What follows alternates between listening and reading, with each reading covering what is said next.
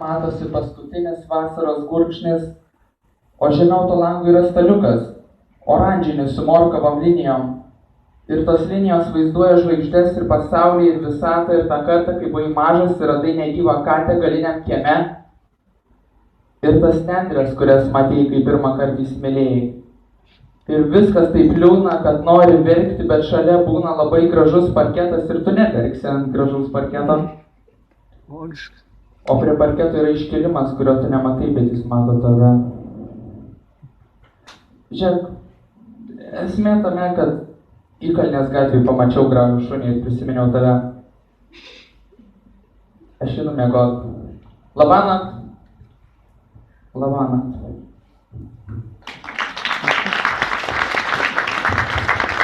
Čia buvo Baltazaras ant scenos.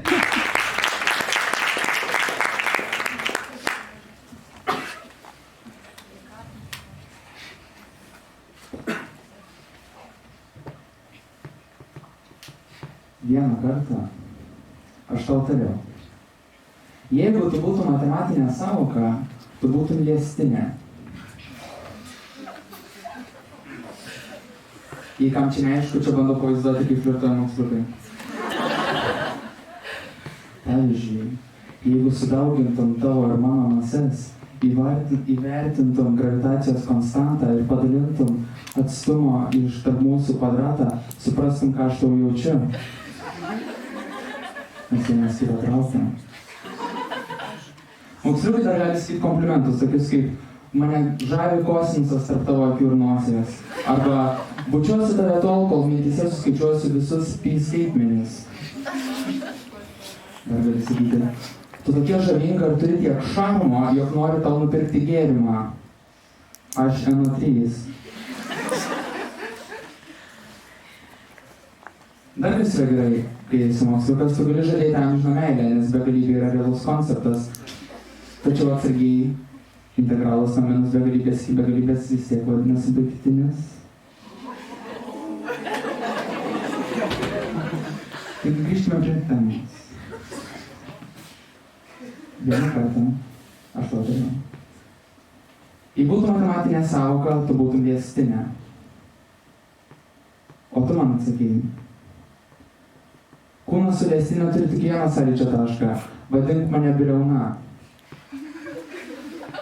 Aš nusijuokiau. Tu pamikai prie mano veido.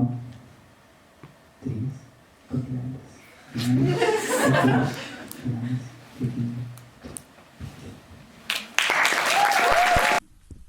Aš visų tų žmonių, kurie, kaip aš, nėra tikri atpažįsta tą žmogų Maksą iš Šiaulių, noriu paklausti. Čia tas čiūvas, kur turėjo kažkokį hitą, kur buvo aš kaip vampyras išhatin, čia tas pats? Ar ne? Tas pats? Ačiū. Pasakęs buvo.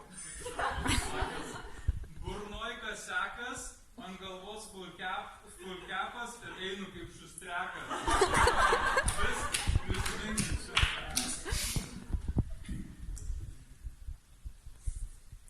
Sistema ilgai nebuvo.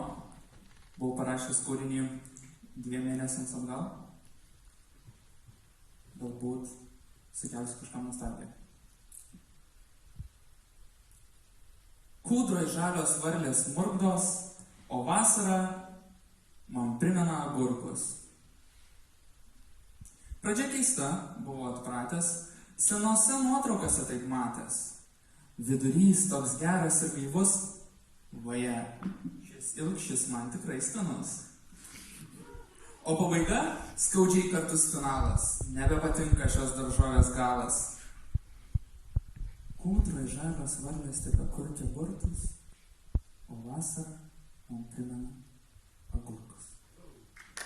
Kas tu ėsi? čia ne mano kūrinys. Galėtų būti. Štai mano kūrinys. Norėčiau būti telefonu.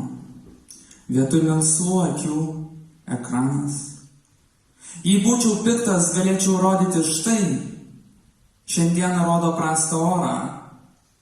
Nebereikėtų atsakyti pokalbėje, kuris kiek nepatogus, užtektų sin ir pašnekovą varnelė palydėtų į namus. Vakare nebekamuotų mintys, tik pranešimas atlaisvint vietos.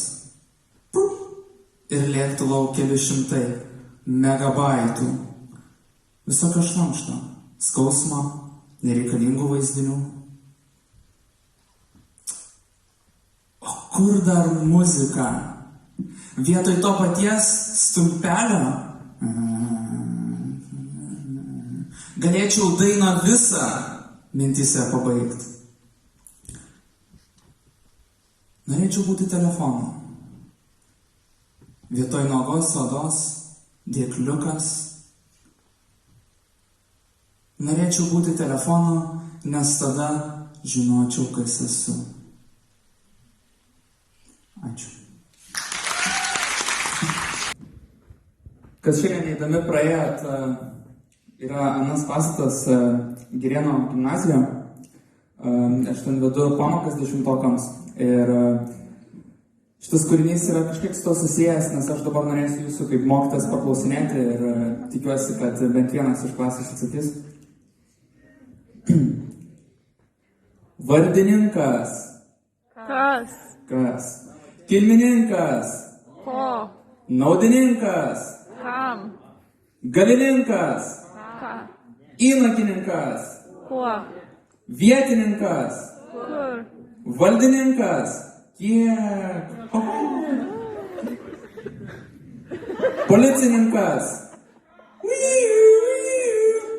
Darbininkas.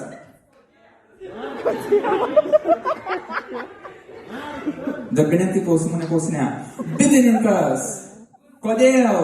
Jovaras Kelpšas. Atspėkit, koks čia atlikėjas šiandien pas mane duosiu daugiau kvautų. Gaisrininkas. Antininkas. Kolokio pirmininkas. Landsbergis! Ačiū.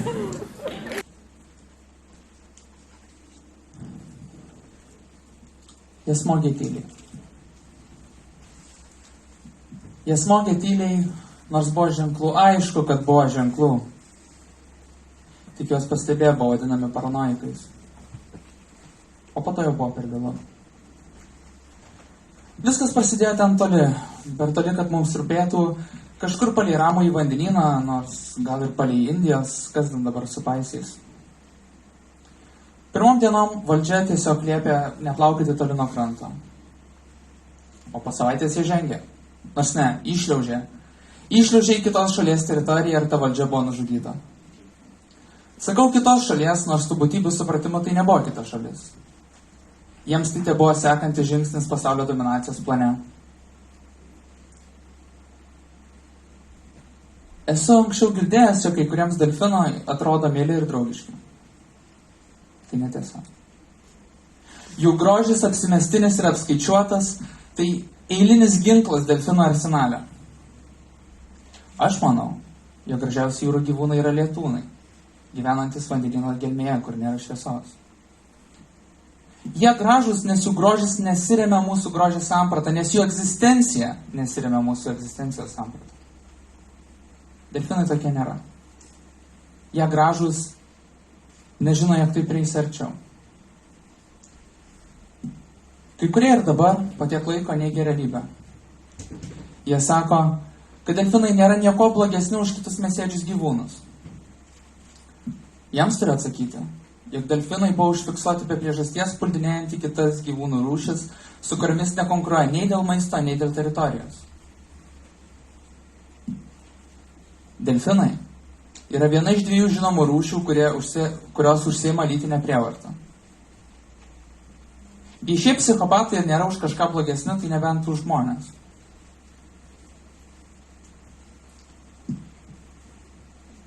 Kažkur fronte vyksta karas ir skirdynės. Aš rašau šios žodžius iš Kauno ir man regis delfinus remia surime valdovas. Bet nemaišysiu krabų lasdelių su politika. Svarbu esu su... Ačiū. Šitą tekstą parašiau nuo tos sekundės, kai šiandien pamačiau Juozą ant scenos, nes jis man priminė, jog gavo 8 iš fizikos ir reikia parašyti šitą kūrinį. Kas yra pati gražiausia poezija? Man pati gražiausia poezija yra antras termodinamikos dėsnis. Žinau, visi mokat mintinai, bet priminsiu. Neįmanomas toks procesas, kurio vienintelis rezultatas būtų iš šildytuvo gautos šilumos pavertimas jai ekvivalentišku darbu.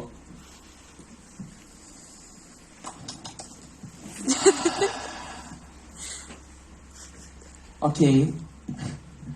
Kaip poezija skamba pretenzingai, bet kaip ir su visa poezija, man atrodo, visa magija vyksta interpretacijose.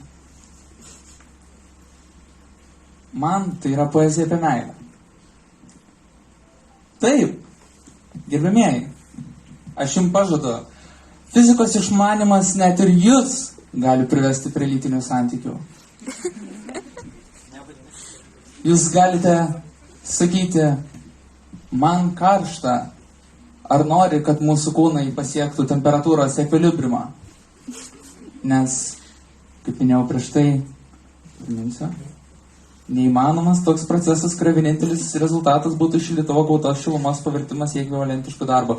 Tai reiškia, kad į šilto kūno šilumą visada įsilink šalto kūno. Tai ir poezija apie lygybę. Antras termodinamikos dėsnis teigia, jog energija pereina iš didelės koncentracijos į mažesnę. Tai reiškia,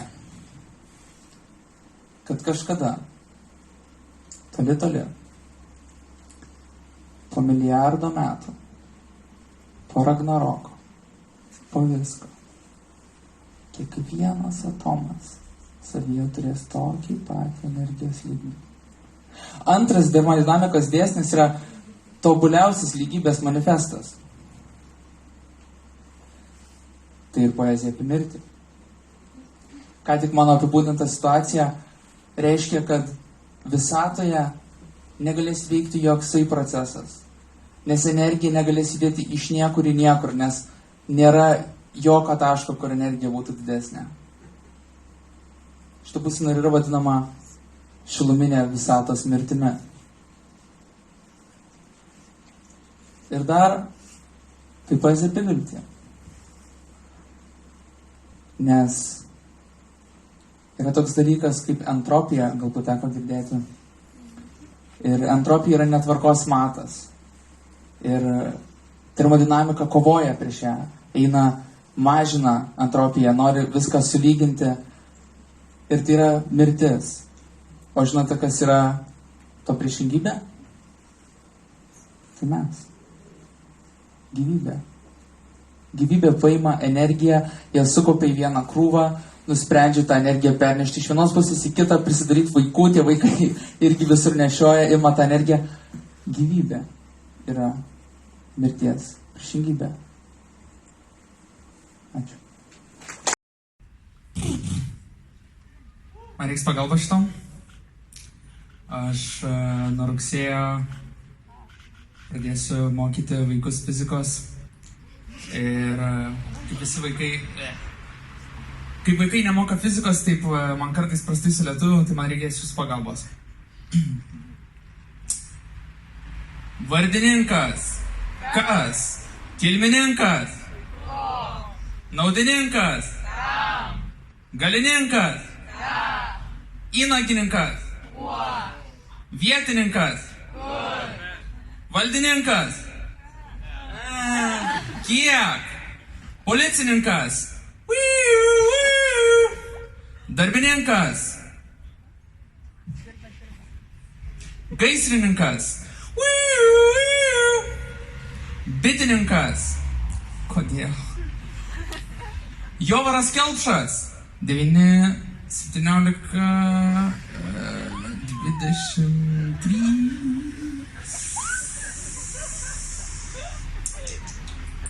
Greitosios vairuotojas. Šie atsakingą gyvenimo kelią pasirinkę žmonės yra per daug sudėtingi, per daug kompleksiniai, jokios apibūdinčių vienoje keliu. Gaisrininkai. Jonas Mekas panevėžiečiams. Šūdas. Antininkas. Kvak. Portalų komentarai. Landsbergi! Ačiū.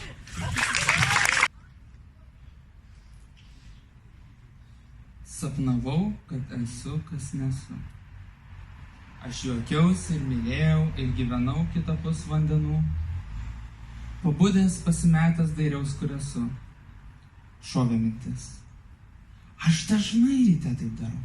Šovė kita. Aš esu tas, kur namuose miegu. Lėtai pasibeldė trečia. Aš mirštu nakčia. Kitą kartą buvau mergina, užlipusi stiklo šmotą. Žiūrėjau, kaip skausmas sukas apie dušo grotą. Kartais sapne mane vejasi mirtinas šaltis. Dar vabalai, žmonės bei lietus, kurį sudaro byrantis dantys.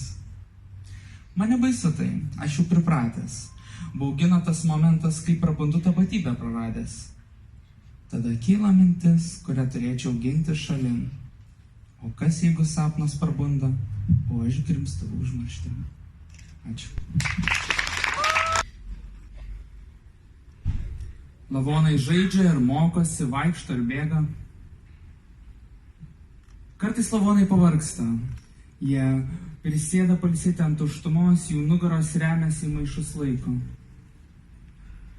Bet tai netrunka ilgai. Lavonai vėl eina, vėl stojas, vėl dirba ir daro blogus sprendimus. Kai kurie lavonai tampa inžinieriais, ar mokytojais, ar aktoriais, ar gydytojais. Savaitgaliais lavonai nieko nedaro, arba eina į vakarėlius, kur valgo ir geria ir kalba apie visus blogus sprendimus, kuriuos yra padarę.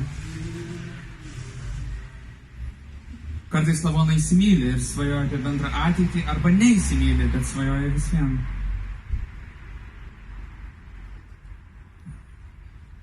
Kartais lavonai užsibūna vienoje vietoje kiek per ilgai, užsisvajoja kiek per daug. Jie bando prigulti, pailsėti, bet tai nieko nėra. Maišai laiko jau žvėja. Gatvės, vos prieš sekundę buvusios pilnos niekieno, vėl tuščios. Ir lavonai galiausiai numiršta. Ačiū. Tai buvau įkvėptas vieno draugo, kai darėm tekstus praeitą savaitę, man jis davė skaityti su scenos nurodymais tekstą, tai nusprendžiau parašyti tokį, nežinau, pasirodymą, pusiau miuziklą ir tada iš kur gauti medžiagos, tai atsirėmiau kaip visada, nežinau, šį renginį jau buvo 10 kartų minėta, kokia yra mano profesija. Tai šitas kūrinys yra, ir aš nejuokauju, ir čia yra rimtai ir neišgalvotai, šitas kūrinys yra padarytas iš mano rašytų pastabų mokiniams, iš mano rašytų žinučių mokiniams ir iš mano gautų žinučių iš mokinių ir jų tėvų. Kad būtų aiškiau, paaiškinsiu, kokie yra personažai. Mokinys Jovaras, mokytojas Baltazaras,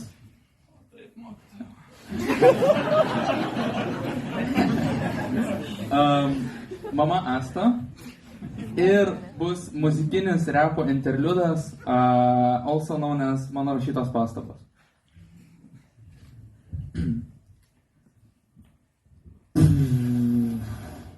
Pamokos metu triukšmauja, mėtosi daiktais. Sveiki, gal sumaišėt kažką, nes aš tikrai nekėliau triukšmą, ramiai rašiau, gal pirmas 5 minutės šnekėjau. Nuolatinis drausmės pastabos, keikėsi, atiminėja daiktus, trukdo pamokos eigą. Sveiki, mokytojai, už ką man tą vienetą įrasėte? Sveiki, įrašiau vienetus tiems, kas netvyko į kontrolinį. Trukdo pamoką, užsiminėja maisto mainais, pamokos metu nedirba, laistosi vandeniu. Labą dieną. Pasitikrinkit, prašau, ar nesumaišyte klasės jo varų rašydamas pastabą. Netikiu, kad čia maniškis pamokoje nedirba ir vandeniu laistosi. Ačiū, Asta. Pamokos metu keikiasi, spardo kamuolį, konfliktuoja. Pamokos metu naudoja fizinę jėgą prieš kitą mokinį. Labą dieną, kodėl man įrasit vienetą nepasakęs dėl ko, nes manau, kad SIP nesidaro, nes aš praeitą savaitę nebuvau, nežinau kodėl ir kaip galėjot pranešti, pasakyti kodėl. Labą dieną, prie pažymio yra komentaras, jei nedalyvaujat kontroliniame darbe, turite perlaikyti. Apie perlaikymą buvo informuota dar per atostogas ir per visas pamokas šią savaitę. Bet aš buvau pamiršęs ir galėjau tiesiog sakyti vardus, o ne kas rasit, kas nerasit. O tai bus salykas rasyti jį, kad įstrintumėt tą pažymį. Pamokos metu žaidžia plastelinu, trikdo pamokos eigą. Labą vakarą, ar būtų galima man tą pažymį įsitaisyti ketvirtadienį, labai būtų gerai ir nesigadintų man pažymiai. Tai ar būtų galima ir jei taip, gal galit pasakyti, iš kokių temų man pasimokinti? Išsiųsta trečiadienį 22:54.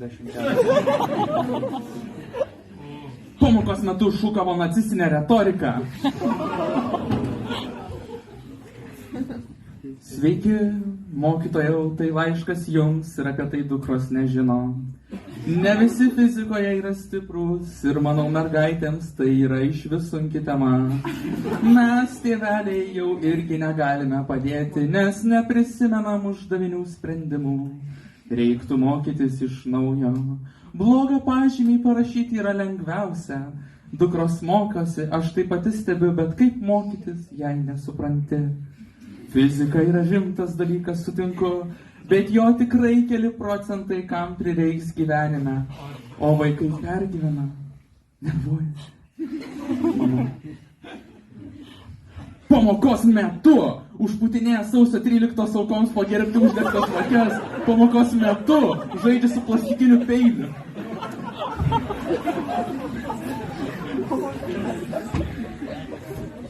Labą dieną, galite ištrinti mane ant raidę, nes aš su Indre pamiršom pasakyti prieš pamoką, bet mes darėm plakatą, mes buvom mokykloje, ačiū.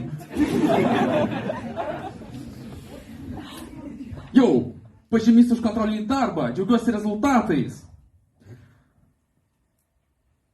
Labą dieną, gerb mokytojau, kreipiuosi dėl įvertinimo Jovarui gruodžio 12 dieną. Ar čia įvyko nesusipratimas, bet matau pažymį vienetas. Jis man sakė, kad kaip tik pirmadienį iš fizikos gavo vėl 10. Ar čia dar kitas kontrolinis, bet pažymys tai 12 dieną įrašytas, kada rašė ir buvo vertinamas. Atsiprašau, kad reaguoju, bet gavau šoką. Norėdama pasižiūrėti, kaip jiems sekasi, pagarbiai mama Asta. Hei, jau, skurt! Ignoruokit paskutinę pastabą išaiškėjus akademinio nesužingumo faktui. Labas. Už ką man įrašėt vienetą?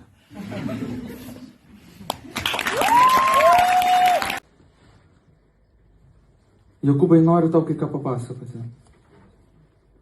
Turbūt manęs negirdi, bet tai nesvarbu.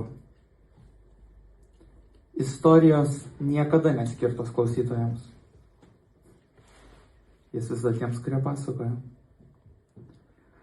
Kai buvau maža mergaitė, mūsų tvarte užsivesė žiurkių. Vieną kartą kampe užtikau visą jų irštvą ir nežinodama, ką daryti, užpyliau ant 10 žiurkių didelį ąsotį miros eterinio aliejaus, kurį mama laikė ant spintos. Kai sutemus suvarinėjau gyvulius į tvartą, užmečiau akį į ištvą. Mano nuostabai, viena žiurkė plūduriavo iškišusi galvą iš balos, kojytėmis rėmėsi į savo brolių lavonus, o snukučiu žiūrėjo būtent į naktinį dangų. Šis įvykis man priminė istoriją apie Betliejaus žvaigždę, Jokūbai, tai žinai? Žiūrėdami į Betliejaus žvaigždę, 3 karaliai rado Dievo sūnų. Vienas iš tų karalių jam dovanojo miros, mirties simbolį. Aš išgelbėjau tą žiurkę, pavadinau Baltazaru ir laikiau kaip augintinį. Tai, ką pasakysiu toliau, nuskambės neįtikėtinai, bet jei kažkas gali suprasti, tai tik tu, Jokūbai. Nuo tos dienos, kai sutikau Baltazarą, pradėjau ant kai kurių žmonių jausti miros kvapą. Pradėjau jausti miros kvapą ir jaučiu nepaaiškinamą troškimą jos nugalabyti. Taip ir dariau. 300 metų valiau visuomenę nuo žiurkių, bet vienas žmogus nusprendė man sutrukdyti. Ir ką tu žinai? Netrukus miros aromatas apsupo ir jį. Bandžiau jį nuskandinti, bet jis kažkaip išgyveno. Pavadinau šį žmogų Baltazaru ir pradėjau labai akylai stebėti. Jokūbai. Tai tu? Ačiū.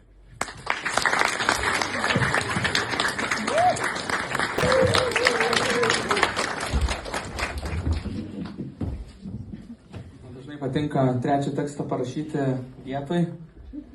Ir šiandienos promptą man davė Jovaras, kai pasakojo apie nikneimus. Tai šiuo metu mokykloje mano nikneimas yra nelabai įdomus. Tikiausi įdomesnio, kaip mokytas galvo, gal tipo, bus kažkoks kietas, koks žaibas ar kažkas. Ne, mano nikneimas yra vienetas. Tai įkvėpė šitą tekstą. Nekenčiu fizikos, visų tų dėsnių ir formulių, nepernešu Newtono rizikos, jam sėdint po obeliu. Nesuprantu aš vektorių, kam tos rodyklės? Negalėčiau būti fizikos lektorium, visi jie baidyklės. Nekenčiu, aš neskiriu vatų nuo voltų. Geriau būsiu nelemtų šiziku, krapštysiu demonų savo nuo batų. Bet, kai po valandos akademinės, man duoda klausimą Kentas apie vidaus degimo variklį, jam toks teminis. Jaučiu mano pašaukimas nulemtas. Mokyti vaikus ir apie žaibą, ir apie magnetą. Ir be širdies skausmo rašyti jam vienetą. Ačiū.